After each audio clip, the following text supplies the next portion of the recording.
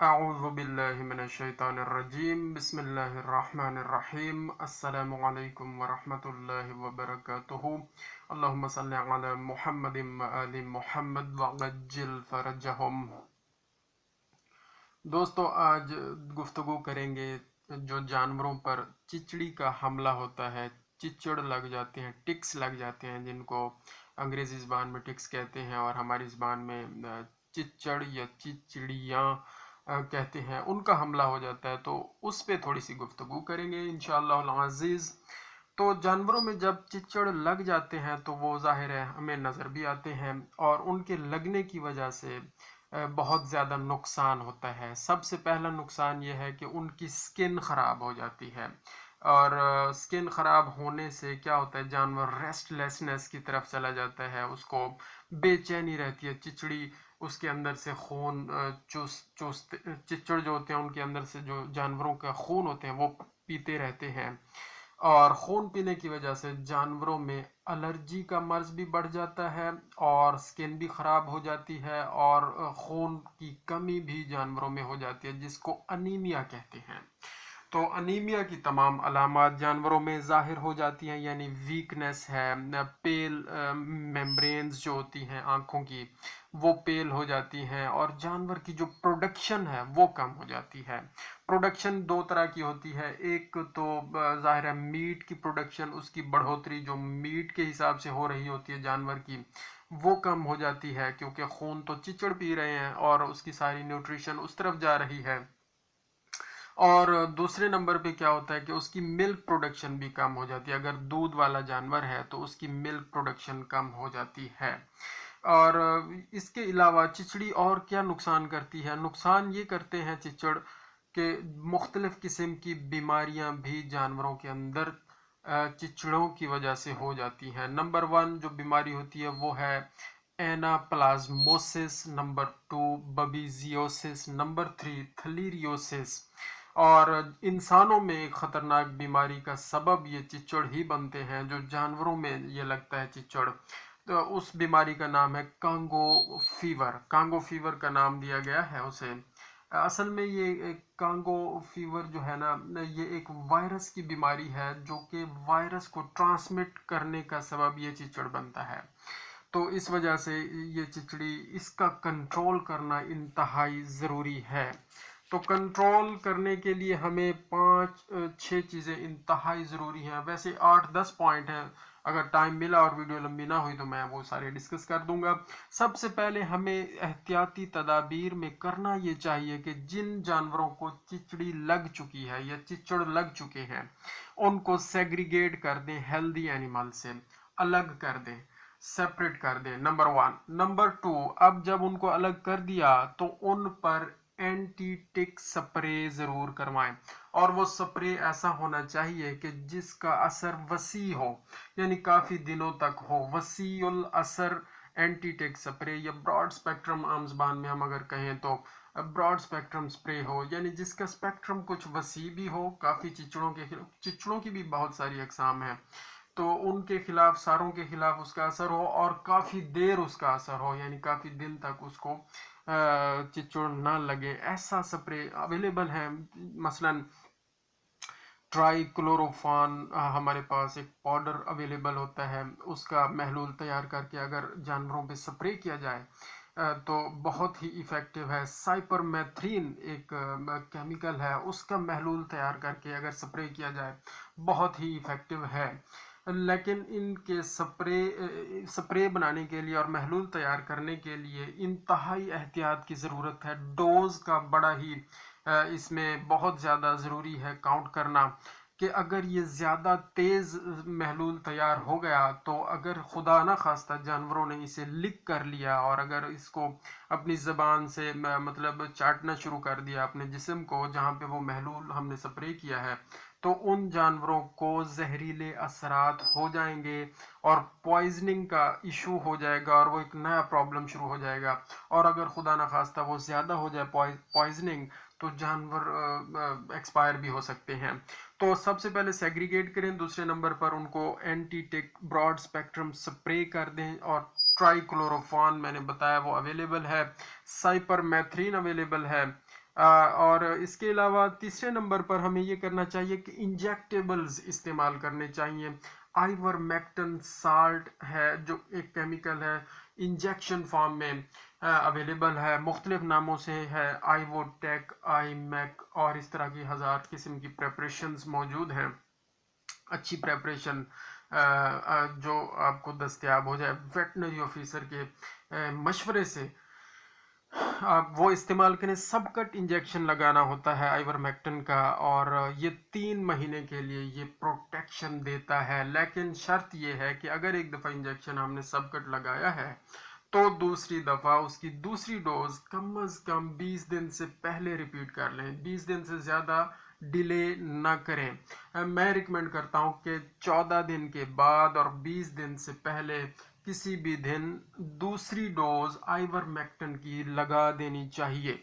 इससे क्या होगा, जब ये 2 डोजेज लग जाएंगी इतने वक्फे के साथ, तो 3 महीने के लिए हमारे जानवर महफूज हो जाएंगे, उन पर चिचड़ी का हमला नहीं होगा। और ख़ास तौर पर जो स्लाटरिंग के लिए एनिमल्स होते हैं हमारे कुर्बानी के सीज़न में, ये हमने ज़रूर देखना होता है कि आइवरमेक्टिन उनको उस वक्त लगाएं जब काफ़ी टाइम रहता हो अभी कुर्बानी में, क्योंकि आइवरमेक्टिन का असर गोश्त में भी आता है और दूध वाले जानवरों में भी आता है, ये भी हमने नोट करना है।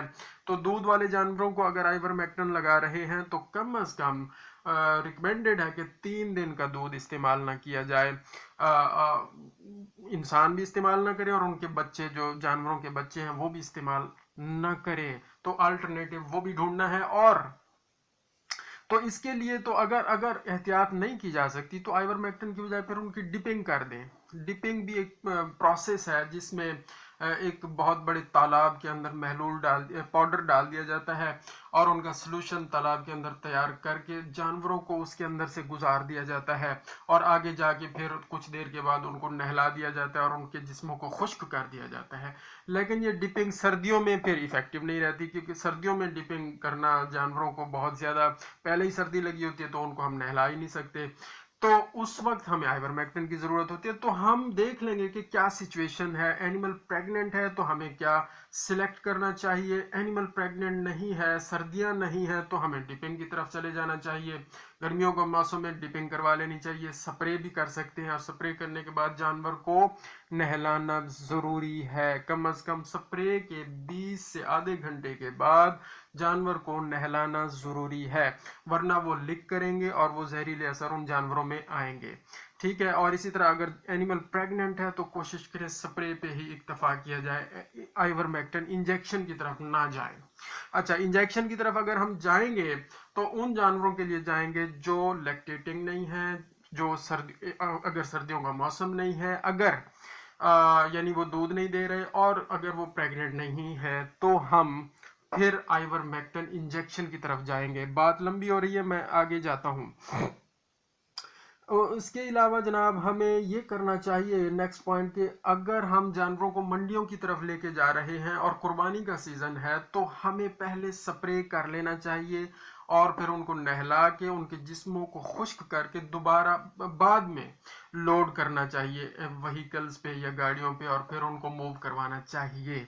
और इसके साथ साथ एंट्री और एग्जिट पॉइंट्स जो कि ज़िलाई सतह पे होते हैं वो ज़रूर कायम होने चाहिए, और होते हैं अल्हम्दुलिल्लाह। वहाँ पर एंट्री होनी चाहिए और वहाँ पर वेटनरी डॉक्टर्स और उनका जो स्टाफ होता है वो चेक करे कि क्या आया इन जानवरों को पहले एंटीटिक स्प्रे हो चुका है या नहीं हुआ। नंबर 1, अगर नहीं हुआ तो फिर उनको रोक लेना चाहिए, नहीं तो रोक लेना चाहिए और वहाँ स्प्रे करवाना चाहिए। प्रॉपर स्प्रे होने के बाद, उनके जिस्मों को खुश्क करने के बाद फिर उनको लोड करवाना चाहिए। प्रॉपर तरीका ये है।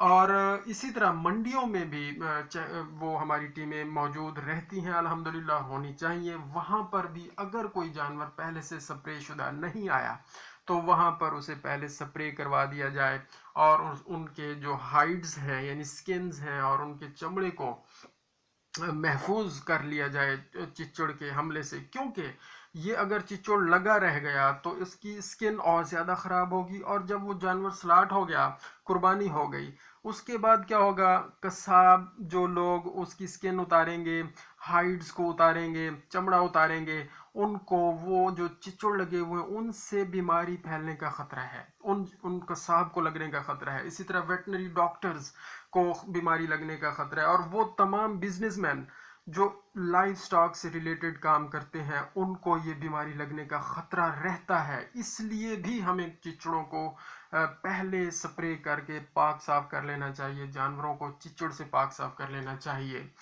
तो ये चिचड़ी का हम कंट्रोल क्यों कर रहे हैं, हम ये आपको साथ साथ बता रहे हैं कि स्किन को बचाना है, जानवरों की हाइड्स को बचाना है, जानवरों की, और उन बीमारियों से बचना है हमने, वेटनरी डॉक्टर्स ने, वेटनरी स्टाफ ने, और कसाब लोगों ने, और बिजनेसमैन जो इस बिजनेस से रिलेटेड हैं, जो डील करते हैं जानवरों से, उन सब जानवरों को, सब पॉपुलेशंस को हमने कांगो वायरस से बचाना है कि चिचड़ों की वजह से वो फैलता है, और बाकी जो डिजीजेस फैल सकती हैं उनसे भी हमने बचाना है। तो ये हमने बता दिया कि लोडिंग करने से पहले चिचड़ों एंटीटिक स्प्रे कर लेना चाहिए। और फिर क्या करें, हाँ, फार्म लेवल पे हमें क्या करना चाहिए, हम किसी फार्म पे गए हैं, एनिमल्स को चेक किया है, चिचड़ मौजूद है, हमने वही फैसला करना है कि प्रेग्नेंट हैं, लैक्टेटिंग हैं, ड्राई एनिमल्स हैं, तो क्या हमने डिपिंग करनी है, एंटीटिक स्प्रे करना है या आइवरमेक्टिन लगाना है, वो हम फैसला कर लेंगे। उसके बाद अहम बात यह है कि जो फार्म की इन्वायरमेंट है उसको भी पाक साफ करना है।